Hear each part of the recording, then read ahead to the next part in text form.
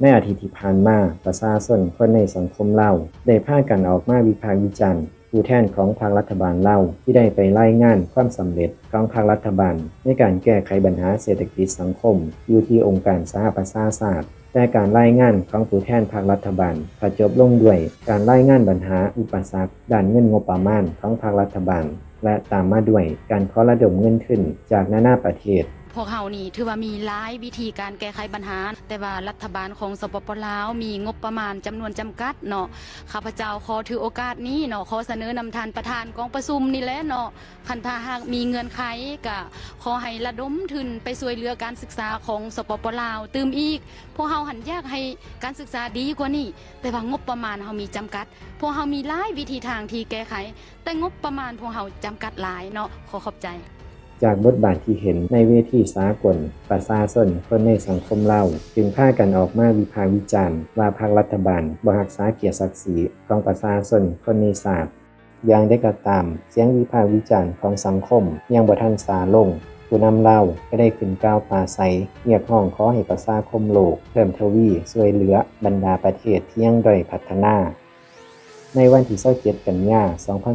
2025ที่ผ่านมาท่านสอนไส้ศรีพันธุ์ดอนนายกรัฐมนตรีแห่งสปป.ลาวได้นำพาคณะผู้แทนเข้าร่วมกองประชุมสมัชชาใหญ่องค์การสหประชาชาติและได้ขึ้นกล่าวคำปราศัยอย่างเป็นทางการภายใต้คำขวัญร่วมกันเพื่ออนาคตที่ดีในโอกาสนี้ท่านสอนไส้ศรีพันธุ์ดอนนายกรัฐมนตรีได้ตีราคาสูงต่อวาระที่ครบรอบ80 ปีของการสร้างตั้งองค์การสหประชาชาติจนถือเป็นขีดหมายสำคัญด้านประวัติศาสตร์และยังเป็นโอกาสอันดีให้แก่บรรดาประเทศสมาชิกขององค์การสหประชาชาติได้ระลึกถึงความมุ่งมั่นปรารถนาอันแห้งกล้าของวงสาคณะญาติสากลในการสอดแสวงหาเส้นทางใหม่ในการปกปักรักษาสันติภาพโลกในโอกาสนี้ท่านสอนไส้ศรีพันธุ์ดอนนายกรัฐมนตรีของลาวได้เรียกร้องขอให้ประชาคมโลกเพิ่มทวีการช่วยเหลือบรรดาประเทศด้อยพัฒนาและบรรดาประเทศกำลังพัฒนาที่บ่มีทางออกสู่ทะเลย้อนทั้งบรรดาประเทศที่เป็นเกาะดอนน้อยที่กำลังพัฒนาสืบต่อไปและในตอนท้ายท่านสอนไส้ศรีพันธุ์ดอนนายกรัฐมนตรีได้แสดงความหมายมั่นของสปป.ลาวในการสืบต่อสุนใส่การจัดตั้งปฏิบัติบรรดาเป้าหมายการพัฒนาแบบยืนยงเพื่อก้าวไปสู่การหลุดพ้นออกจากสถานภาพประเทศด้อยพัฒนาในปี 2026 และในวันเดียวกันภายหลังจบกองประชุมท่านสอนไส้ศรีพันธุ์ดอนนายกรัฐมนตรีก็ได้นำพาคณะเข้าพบปะกับเลขาธิการใหญ่ขององค์การสหประชาชาติเพื่อปรึกษาหารือเกี่ยวกับการร่วมมือระหว่างสปป.ลาวและองค์การสหประชาชาติในขอบเขตต่างๆเป็นต้นแนวการจัดตั้งแผนพัฒนาแบบยืนยงไปจนถึงปี 2030 โดยเฉพาะการแก้ไขปัญหาระเบิดที่ยังบ่ทันแตกอยู่สปป.ลาวการนำเอาแผนงานสำหรับกลุ่มประเทศด้อยพัฒนาและประเทศกำลังพัฒนาที่บ่มีชายแดนติดจอดกับทะเลเข้าในแผนพัฒนาเศรษฐกิจสังคมแห่งชาติเพื่อให้สปป.ลาวบรรลุเป้าหมายการหลุดพ้นออกจากสถานภาพประเทศด้อยพัฒนาและกลายเป็นประเทศที่สามารถเชื่อมโยงเชื่อมจอดกับภาคพื้นและในโอกาสนี้เลขาธิการใหญ่ขององค์การสหประชาชาติก็ได้รับปากว่าจะสืบต่อสนับสนุนช่วยเหลือสปป.ลาวให้บรรลุเป้าหมายการพัฒนาแบบยืนยงเพื่อให้สปป.ลาวหลุดออกจากสถานภาพประเทศด้อยพัฒนาต่อไปถ้าเราไปฟังมุมมองและความคิดเห็นของคนลาวเบิ่งว่าแต่ละคนจะมีมุมมองและความคิดเห็นกันแนวใดต่อกับประเด็นคำปราศัยของท่านสอนไส้ศรีพันธุ์ดอนนายกรัฐมนตรีของสปป.ลาวได้เรียกร้องขอให้ประชาคมโลกเพิ่มทวีการช่วยเหลือบรรดาประเทศด้อยพัฒนาและบรรดาประเทศกำลังพัฒนาที่บ่มีชายแดนติดจอดกับทะเลให้หลายขึ้นคนทำอิฐได้คอมเมนต์เอาไว้ว่าสมใส่ท่านนายกรัฐมนตรีสปป.ลาวที่ได้แสดงวิสัยทัศน์และทัศนะอันหนักแน่นของประเทศเฮาให้สากลได้รับรู้นำคนต่อมาได้คอมเมนต์เอาไว้ว่าเอามีแต่คำเว้าสวยหรูแต่สภาพการเป็นอยู่ของประชาชนคือบ่มีหยังดีขึ้นเงิด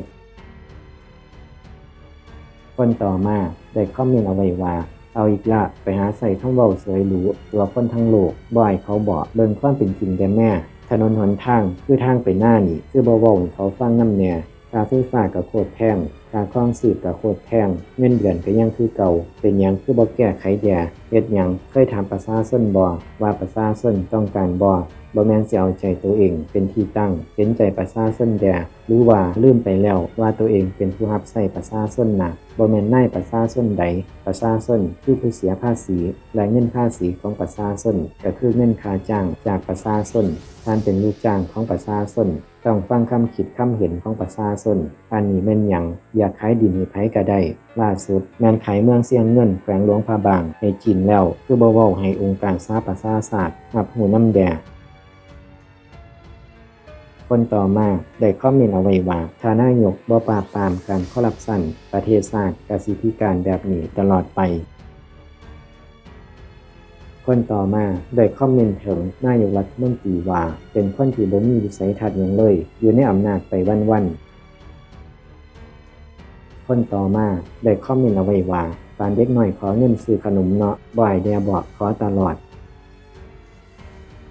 คนต่อมาได้คอมเมนต์เอาไว้ว่าบทบาทของประเทศลาวบ่มีหยังนำหมู่ยามใดก็ขอพัฒนาเอาตัวเองก็บ่รอดบ่มีสิทธิ์จะไปต่อว่าหยังมีแต่ขออย่างเดียวคนต่อมาได้คอมเมนต์เอาไว้ว่าตัวประชาชนตัวชาวโลกไปวันๆซุมเจ้าอยู่ดีกินดีประชาชนอดอยากปากแห้งตัวไปรวดเด้อเขาเริ่มหูใส่หูพุ่งแล้วศรัทธาจากประชาชนบ่มีแล้วคนต่อมาได้คอมเมนต์เอาไว้ว่าไปประชุมเพื่อกล่าวคำปราศรัยผิดไปหาเลาะขอเงินมาแบ่งกันถูกต้องสมเชยคนต่อมาได้คอมเมนต์เอาไว้ว่าประชาชนบ่ได้จักเปอร์เซ็นต์เด้อเจ้าเข้าท้องนายพลนายพันหมดเจ้าความจริงคนต่อมาได้คอมเมนต์เอาไว้ว่าเอาชื่อประชาชนลาวไปขอเงินมาแบ่งปันกันกินสร้างถนนหนทางก็ยังบ่เป็นย้อนเฮียนเก่งโพดคนต่อมาได้คอมเมนต์เอาไว้ว่าอยากให้ประเทศชาติพัฒนาแบบยืนยงแบบหลุดพ้นความทุกข์ยากแบบก้าวกระโดดก่อนอื่นต้องมาพัฒนาบุคคลในชาติก่อนใครมีการซ่อลัดบังหลวงซ่อโกงไล่ออกยึดทรัพย์จับเข้าคุกต้องเฮ็ดแท้ทำจริงประเทศจึงสิหลุดพ้นความทุกข์จนด้อยพัฒนาคนต่อมาได้คอมเมนต์เอาไว้ว่าปีหน้า2026เพิ่นว่าสปป.ลาวจะหลุดพ้นออกจากประเทศด้อยพัฒนาแล้วสภาพความเป็นจริงถูกต้องบ่คนต่อมาได้คอมเมนต์เอาไว้ว่าข้อยได้ยินแบบนี้มาแต่ยุคปี 2000 ว่าสิหลุดพ้นออกจากความทุกข์ยากจนตอนนี้ข้อยอายุ 40 ปีแล้วคนต่อมาได้คอมเมนต์เอาไว้ว่าบ่คำแต่ละแขวงหลุดพ้นจนหมดแล้วประชาชนยังทุกข์ยากเศรษฐกิจฝืดเคือง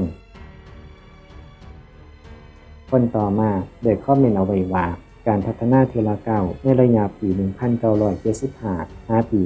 2025ก็ถือว่าเป็นผลดีปรากฏขึ้นหลายอย่างถ้าเว้าเฉพาะบ้านเฮาในระยะ50 ปีมานี้ก็มีสิ่งท้าทายทั้งภัยเงินเฟ้อโรคระบาดอิงตามความหนาแน่นจำนวนประชากรถือว่าดีหลาย